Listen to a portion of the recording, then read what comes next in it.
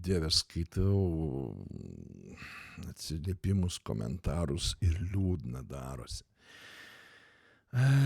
Mielieji.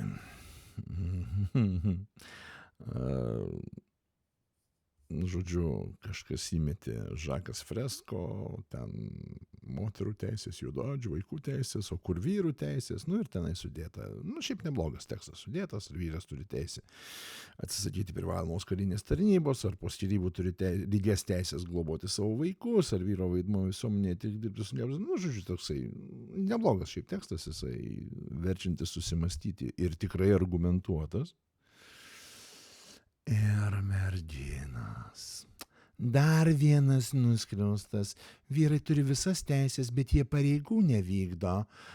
O dėl šokinėjimo nuo skardžio, kas po jų augina vaikus, moka skolas, moterys. Mieloji. Visų pirma, pareigos turi ir vyrai, ir moterys. Ir moters pareiga, lygiai taip pat kaip ir vyro pareiga, prisiimti atsakomybę. Ir šiuo metu pas mus yra bėda didžiausia, manyčiau didžiausia, kad pirmiausiai moteris neprisiima atsakomybės, išskiesdama kojytės prieš bet ką.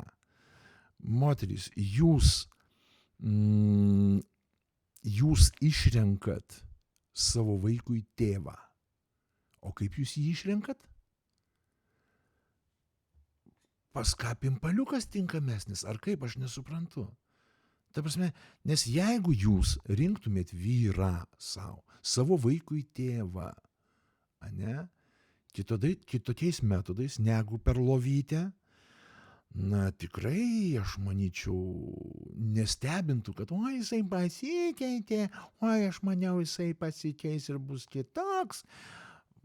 Bullshit, merginos, pirmiausiai turit išsibendrauti, pažinti žmogų. Dėl ko lovyti turi atsitikti po vestuvių? Dėl tos pačios atsakomybės, dėl tavo, brangioji, atsakomybės surasti dėdą, kuris bus tikrų vyrų, kuris bus atsakingas, kuris tinkamai su tavim elgsis, tavęs nežinau, kuris tave gerbs, kuris tave mylės beprotiškai, tu turi surasti tokį, o ne tą, kuriam patinka driežą ganyti tavo urvelyje. O dabar jūs darote tai. Feminizmas, vis lygios teisės. Aš ne kekšė, aš ne prostitutė, aš ieškau tinkamo partnerio. Ne, tu esi kurva, šliundra. Kai tu ieškosi žmogaus ieškosi, ne jobario, atsiprašant, bet kai tu ieškosi žmogaus, kai tu su juo bendrausi, kai jūs kalbėsitės, kai išmoksit kalbėt ir girdėt vienas kitą, kokius metus laiko prabendrausit, pamatysite per metus laiko visus veidus, visus nuokrypius. Ir tada, kai sukursite normalią šeimą, tada pasidarysite vaikus, nereikės pergyvent, kad, vaikelis be tėvo auga, mamytė, kaip čia parašė, palauk, moka skolas moterys. Tada tau nereikės apie tai rūpintis.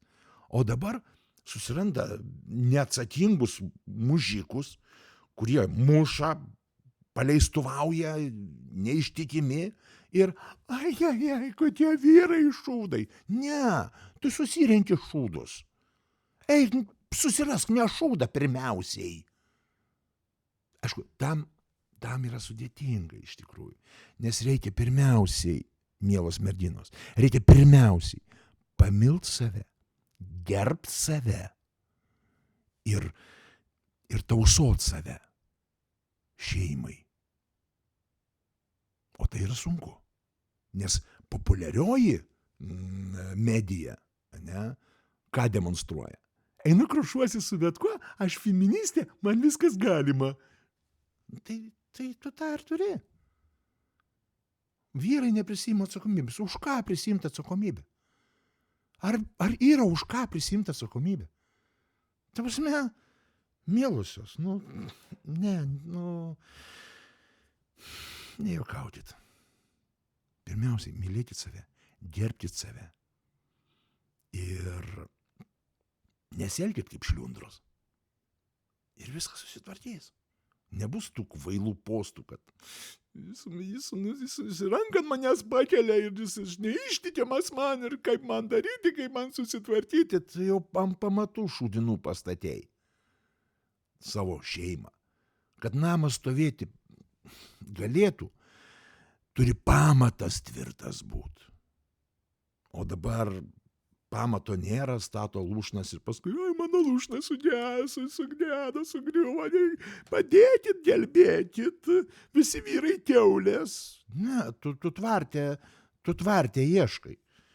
Ieškotum netvarte, būtų ne kiaulės. Viskas paprasta.